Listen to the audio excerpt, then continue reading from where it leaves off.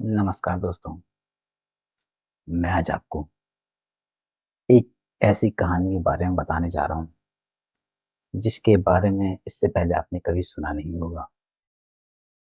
थोड़ी हॉरर कहानी है, तो जिन लोगों को भूतों से या ऐसा कुछ प्रेतों से डर लगता है, तो दिल थाम के बैठें, क्योंकि ये रियल कहानी है,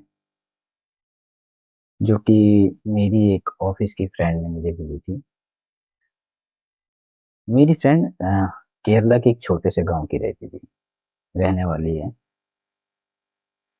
और ये कहानी उसी गाँव की, उसके आस-पड़ोस की है। तो ये कहानी तब की है जब वो 8, 9 या 10 साल की थी। उसके घर में उसकी बहन, मम्मी-पापा ये लोग रहते थे। अच्छा, इस कहानी से जानने से पहले उसका घर के बारे में जान लेते हैं। जो मेरी फ्रेंड का नाम है श्रेया। तो जो श्रेया का घर है, उसका घर है जस्ट उसके बगल में एक मंदिर है और उसके मंदिर के जस्ट सामने से रोड गई है और उसके घर के बगल से एक रोड गई है, जो कि एक शॉर्टकट है। इस छोटे से गाँव का आने का शॉर्टकट है। तो और उस रोड के जस्ट सामने एक कब्रिस्तान है। आज से काफ़ी साल पहले जब वो 8-10 साल की थी, तो वहाँ का रिचुअल अभी भी मेबी वो होगा। उसने जब मुझे बताया था, तो ये बताया कि वहाँ पे मुझे ऐसा है कि वहाँ पे हिंदू लोग जो कब्रिस्तान है वहाँ पे जलाते भी हैं और कुछ वहाँ पे ऐसे भी मानने वाले हैं जो दफनाते भी हैं। लाइक नई शादीशुदा लेडीज़ या बच्चों को वहाँ दफनाया जाता है और जो उम्र-दराज़ लोग होते हैं, उनको वहाँ पे जलाया जाता है। तो ये वहाँ का रिवाज है। केरल के पास का ही कोई गाँव है, नाम नहीं लेना चाहूँगा आपको। तो ये उनका कहानी है। कहानी शुरू होती है छोटे से गाँव से, जहाँ पे श्रेया रहती है, उसका परिवार रहता है, उसकी दादी रहती है, मम्मी-पापा, बहन। उसके बगल में एक नया परिवार नया शादी-शुदा जोड़ा रहने आया था, उसके घर के बगल में। और दूसरे साइड में एक लड़का रहता था विजय, जो उम्र में काफ़ी बड़े थे श्रेया से। श्रेया तब 10 साल की थी, वो 25-26 साल की शादी की उम्र होंगी। यहाँ पे पढ़ाई-वढ़ाई अपनी फाइनल पूरी कर रहे थे। ये फैमिली कहीं और रहती थी, ज़्यादा मुझे नहीं पता कि कौन फैमिली में कौन रहता था। मुझे उसने बताया कि वहाँ पे एक विजय भैया रहते थे। तो हाँ, मैं बोल रहा था कि वो जो नया शादीशुदा जोड़ा आया, तो जो हस्बैंड था उसका, वो जॉब करता था। सुबह जाता था गाँव से, बगल में ही दूसरा एक गाँव था, वहाँ जॉब करता था। सुबह जाता था, वो टीचर था, वो सुबह जाता था और शाम को 5-6 बजे वापस आता था। उसकी वाइफ़ थी, बहुत ही हँसमुख स्वभाव की थी। वो श्रेया के घर में आती थी। श्रेया की बहन से काफ़ी नज़दीकी हो गई, उनसे बातचीत होती थी। मम्मी-पापा से बहुत अच्छा व्यवहार था। बहुत अच्छी लेडी थी वो।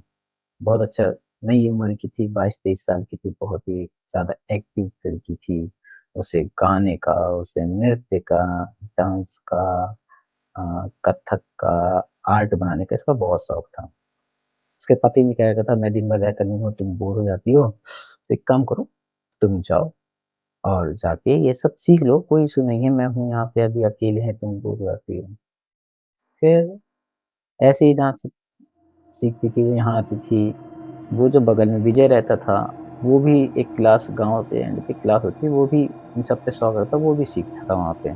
तो वो भी वहाँ जाया करता था। तो इसके घर में आना-जाना लगा रहता था। फिर ऐसे ही दिन चलते रहे, उसका व्यवहार और भी आमने-सामने लोगों से बन गया, आस-पड़ोस में। अब हुआ ये कि एक दिन जब श्रेया सो के उठी, तो देखा घर में कोई नहीं है, मम्मी-पापा, दादी, दीदी कोई नहीं है घर पे, सब कहाँ गए? थोड़ी देर बाद देखती है कि बाहर से मम्मी-पापा व्हाइट सा कपड़े पहन के आ रहे हैं, तो थोड़ा-सा उसको होता है कि क्या हुआ? छोटी थी, क्या ही ज़्यादा समझ पाएगी? तो उसने बोला, "क्या हुआ?" तो हाँ, मैंने आपको लड़की का नाम नहीं बताया, वो जो नई दुल्हन थी, उसका नाम था महालक्ष्मी।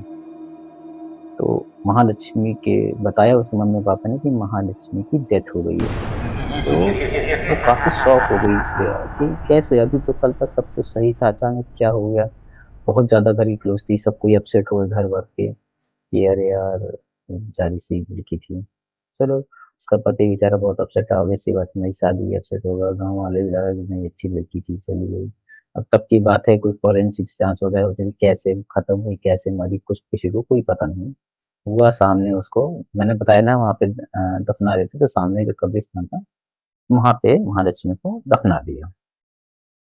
कुछ दिन बीत गए।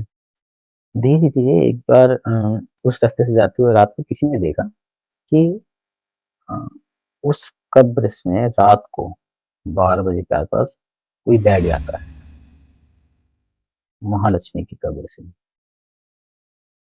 कोई उठ के ऐसे लेटा है, एकदम से ऐसे उठ के बैठ जाता है।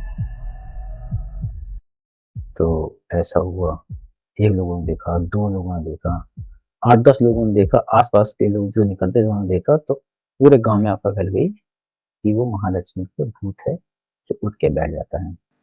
लोग डर गए, लेकिन श्रेया के घर वाले थोड़े से पढ़े लिखे थे, उन्होंने कहा नहीं यार ऐसा लोग अफ़वाह उड़ा है, ऐसा कुछ नहीं, वो तो सामने ही रहते हैं, उन्हें तो कभी नहीं दिखा। फिर और दिन बीते, अब लोग कहने लगे कि वो खाली उठती ही नहीं है, खड़ी जाती है और पूरे कब्रिस्तान में चारों ओर चक्कर लगाती है। छन, छन, छन, लोग बोलते हैं पायल की आवाज़ आ रही है। लोगों ने बोला वो महालक्ष्मी है, लोगों ने देखा था लोगों के घर आती-जाती थी, लोग उसे जानते थे, तो और बोलते हैं ना जिसकी कोई पसंदीदा चीज़ होती है, उसी के साथ दफना या जला दिया जाता है। तो महालक्ष्मी की पसंदीदा थी पायल, जो उसे बहुत पसंद थी, वो उसके साथ ही दफनाई गई थी, तो वही पायल की आवाज़ ही आती थी लोगों को। अब लोगों को टेंशन हुई, लोग डर गए, लोगों ने रात को निकलना बंद कर दिया उस रास्ते से। अब वो लंबे रास्ते से जाते थे, वो शॉर्टकट रास्ता नहीं ले रहे थे जो जाके घर के बगल से जाता था। ऐसे ही दिन बीते, लोग डर गए कि अरे अब ये बाहर निकलती है। वो अच्छा उसको महालक्ष्मी को सर पे गजरा लगा के चलती थी। वो सर में गजरा लगाते हैं लाइक चमेली के फूल का समथिंग, जो बहुत ही ज़्यादा अच्छा एक खुशबू देता है। रात को एक दिन 12 साढ़े 12 सब पे श्रेया घर के बातचीत कर रहे थे, सो गए।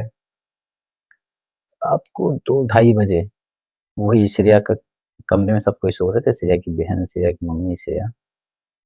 एकदम से कोई ऐसा लगा कोई बगल से निकला। बहुत ही तेज़ चमेली की खुशबू आई। वही जैसे गजरा लगा के कोई निकला हो रात को 2 बजे।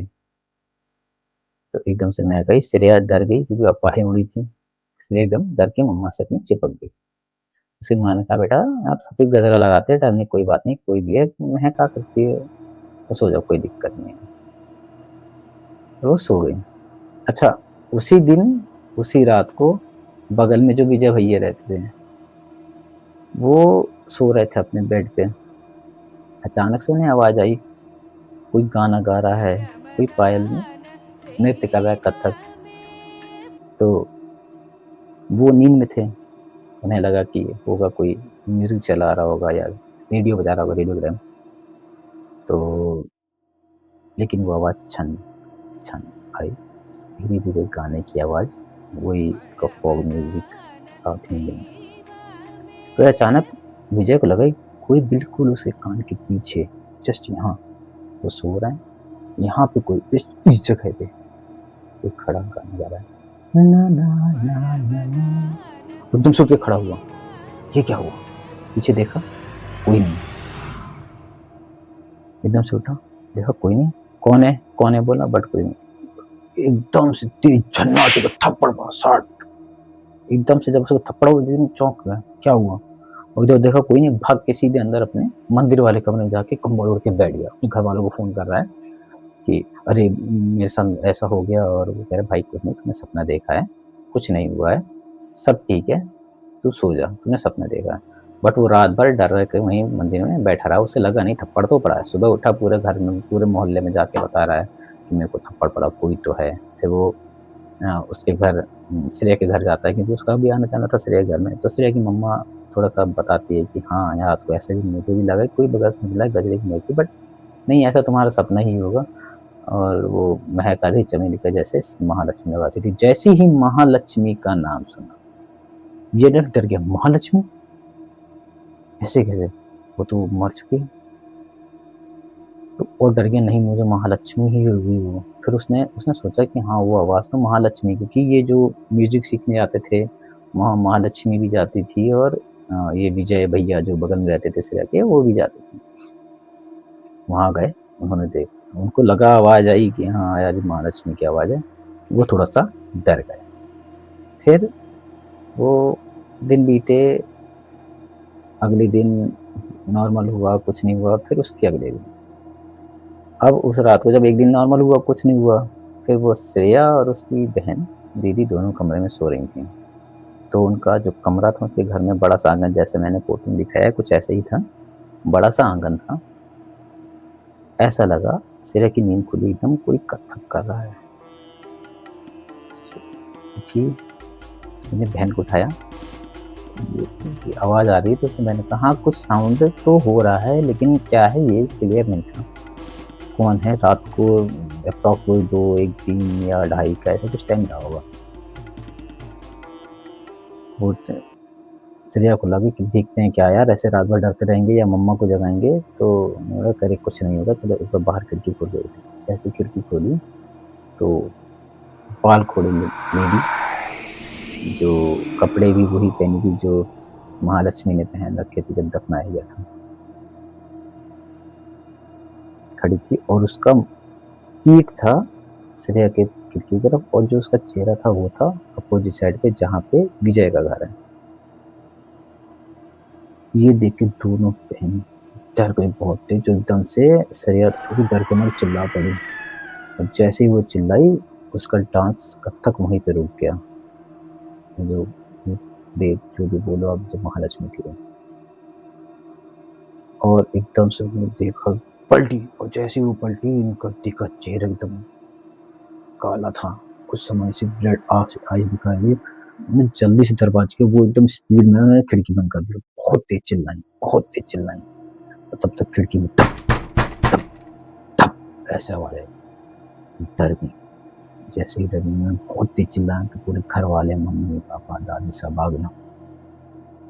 जब दादी आई, मम्मी पापा आए, मतलब क्या हुआ? मैंने बोला ऐसा है पापा, नहीं दरवाजा पर खिड़की मत खोलो, बाहर वो महालक्ष्मी है और ये मुझे मार देगी। इतना हुआ तो अब जब डर गए, इतना तेज, इतनी तेजी से डर बच्चे डर गए, तो उनके पापा ने दोनों बच्चों को पकड़ा और बाहर खिड़की खोल के देखा, वहाँ कुछ नहीं था, सन कुछ नहीं था। देखो बेटा कुछ नहीं, तुम्हारी बहन है, तुमने सपना देखा होगा, तुम इधर-उधर की अफवाहें मत सुना करो, इस वजह से हुआ है। बट बच्चे तो बहुत ही ज़्यादा डर गए थे, सिर्फ बोल रही थी मैं बहुत ही ज़्यादा डर गई थी, मैंने जब अपनी आँखों से देखा था। उसके पापा उसे बाहर आँगन में ले गए, कुछ नहीं था, सब नॉर्मल था। फिर उसके मम्मी-पापा उसी कमरे में आके सो गए। अगले दिन शाम हुई, हल्की बारिश हो रही थी, रात हुई। अच्छा, उसकी दादी क्या करती थी, बगल के मंदिर में रोज़ जाती थी शाम को, झाड़ू-पोछा उनके घर के बगल में ही था, तो वो पूरा केयर टेकर थी वह एक प्रकार से दादी माँ उनकी। तो पूजा का माहौल था ये सब घर पे, तो डर किसी को नहीं लगता जब मंदिर बगल में होता है। तो मम्मा पोछा-वोछा लगा रही थी, 12 साढ़े 12 बज गए थे, बारिश हो रही थी। अब दादी माँ मंदिर का दरवाज़ा करके बाहर आ रही है, एकदम से दादी तक कोई सड़क से जा रहा है। छन, छन, छन, छन, छन, छन, छन, छन, छन। अच्छा, मैं आपको एक बात बताना भूल गया। वो जब खिड़की पे आ रही थी ना, उसने अपने साउथ इंडियन स्टाइल में जो भी बोला, उसने बोला,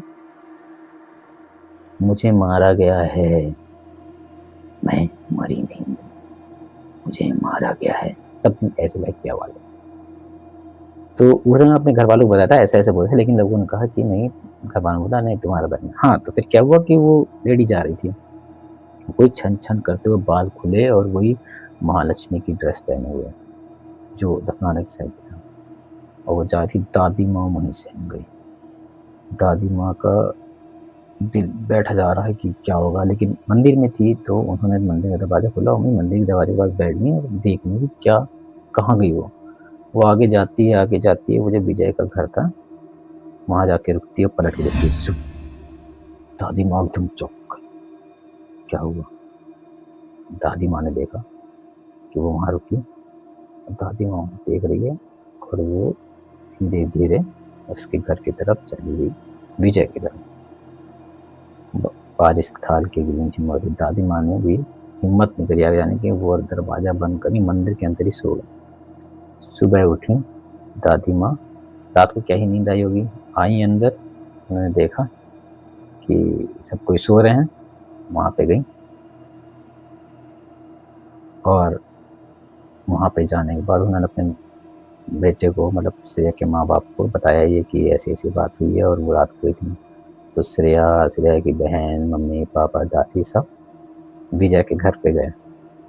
अब जब विजय के घर पे जा रहे हैं, विजय के घर का दरवाज़ा खोला, गेट अंदर से लॉक, खट खट, अंदर से कोई आवाज़ नहीं आ रही है, बिल्कुल साइलेंट माहौल है। बाहर से कुछ भी नहीं दिख रहा है कि हाँ, कुछ है अंदर। खट खट, कोई नहीं। फिर उसके पापा ने धक्का मार के दरवाज़ा खोला तो अंदर से लगा कच खुल गया। हल्की कुंडी लगी थी जो भी। अंदर देखते हैं विजय की डेड बॉडी पड़ी है। उसके मुँह से खून निकल रहा है, उसका जबड़ा टूटा हुआ है, ये पार्ट अलग है। हाथ टूटे पड़े हैं दोनों, पैर उल्टे पड़े हैं और उसके घर के जो आंगन में वो पड़ा था उसके दांत बिखरे पड़े थे, आंखें फूटी हुई थी। कोई पैरों के निशान में मिट्टी, उसका खून, पानी मिलके उल्टे पैरों के निशान पूरे घर पे, दीवालों पे निशान, छत पे निशान। ऐसा लग रहा था कि वो पैरों के निशान विजय के ही हैं या किसी के हैं, कुछ समझ नहीं आ रहा। बड़े पैरों के निशान पूरी दीवार पे थे उल्टा, कैसे मारा था कुछ नहीं पता। विजय का देह हो चुका था, घर वाले भागे, श्रेया को छुपा लिया, किसी श्रेया को देखने नहीं दिया। बाद में बताया श्रेया को वहाँ पे डेड बॉडी ऐसे ऐसे पड़ी थी। पूरे गाँव वालों को बताया, गाँव वाले आए, पुलिस पुलिस आई ले गई। अब किसी को कुछ नहीं पता क्या हुआ, क्या हुआ, कैसे हुआ। किसी घर वालों से कोई दिन पूछताछ हुई, बट फिर से मामला शांत हुआ। बट लोग तो डरे हुए थे, उनकी माँ ने, अम्मा ने, दादी माँ ने देखा था कि ये सीन हुआ है यहाँ पे। तो उन्होंने पुजारी बाबा को बुलाया, जो साउथ इंडियन को पता है कि वहाँ पंडित वगैरह होते हैं काफ़ी, तो वो आए वहाँ पे, बताया उनको, बुलाया, पूजा करवाई। तो उन्होंने बताया ये आत्मा महालक्ष्मी की थी और उन्होंने जो रिवील किया, जो सच था कि क्या था, एक्चुअली विजय का और महालक्ष्मी का अफेयर चल रहा था। और ये जब साथ में जाते थे, जब इसके घर पे आते थे, वो इसीलिए इनके घर पे ज़्यादा आती थी महालक्ष्मी की, माँ के सामने ही विजय भी आ जाता था और महालक्ष्मी आके फिर कई बार रात को महालक्ष्मी विजय के घर भी गई थी और वहाँ पे उनके साथ फिजिकल रिलेशन भी हुए, जिसकी वजह से महालक्ष्मी प्रेग्नेंट हो गई। अब ये बाबा जी ने ही बताई थी बातें उनको कि महालक्ष्मी ने फिर बोला था उनको शादी के लिए, विजय को। तो विजय ने मना कर दिया, अभी तो मैं पढ़ाई कर रहा हूँ, शादी वगैरह नहीं कर सकता हूँ। तो उसने जहर खा के अपनी जान दे दी और बदला लेने के लिए विजय की जान ले ली। उसके बाद एक बाबा ने एक और रिवील किया कि महालक्ष्मी की मौत नहीं हुई थी, वो इसलिए बोलती थी कि मैं, जो मेरा खून हुआ है, वो खाना जो खाने में जहर मिलाया था वो विजय ने ही मिलाया था, जिसकी वजह से उसकी मौत हो गई थी। और जस्ट बिकॉज़ ऑफ कि वो अचानक खत्म हुई है, तो पुराने टाइम पे फॉरेंसिक जाँच वगैरह नहीं होती थी, तो वही उसने खा के खाना वो खत्म हो गई थी, इसलिए उसने अपना बदला नहीं। तो उसके बाद उसकी हवन वगैरह करवाए गए, महालक्ष्मी घर वालों को बुलाया, पूजा पाठ करवाई, सब कुछ ठीक हो गया वहाँ पे। फिर उसके बाद कभी ऐसा कोई कांड नहीं हुआ और वो कभी किसी को परेशान नहीं करती थी, वो बस ये बताना चाहती थी कि मेरा मर्डर हुआ है, वो सिर्फ़ यही बताती थी किसी को। उसके बाद उसने कभी किसी को परेशान नहीं किया, ना वो किसी को दिखाई दी। उसके बाद उसको मोक्ष मिल गया, वो ऊपर अपना नरक पे लड़ेंगी जो भी होगा। तो बस इस कहानी के माध्यम से ये भी बताना था कि लड़कियाँ हैं, जल्दी किसी पे विश्वास ना करें। कोई कैसा भी हो सकता है, कोई क्या चाहता है आपसे, फिज़िकली होना चाहता है बस, या आपको प्यार करता है, ये आप तुरंत नहीं जान सकते। आप टाइम दीजिए, खुद को, अगले को समझिए, उसके बाद ही कुछ करिए। मिलते हैं आप अगले टॉपिक पे, हमारे चैनल से जुड़े रहिए। अगर आपको कहानी पसंद आई, तो लाइक, शेयर, सब्सक्राइब ज़रूर करें। मिलते हैं अगले ऐसे रियल इंसिडेंट में, रियल कहानी पे, हॉरर, मिस्ट्री, डिवोशनल, आपको कैसी भी स्टोरी पसंद है मुझे बताएँ, मैं आपके लिए कहानी लेके आऊँगा। मिलते हैं अगली कहानी हमारे चैनल। नमस्कार, जय हिंद।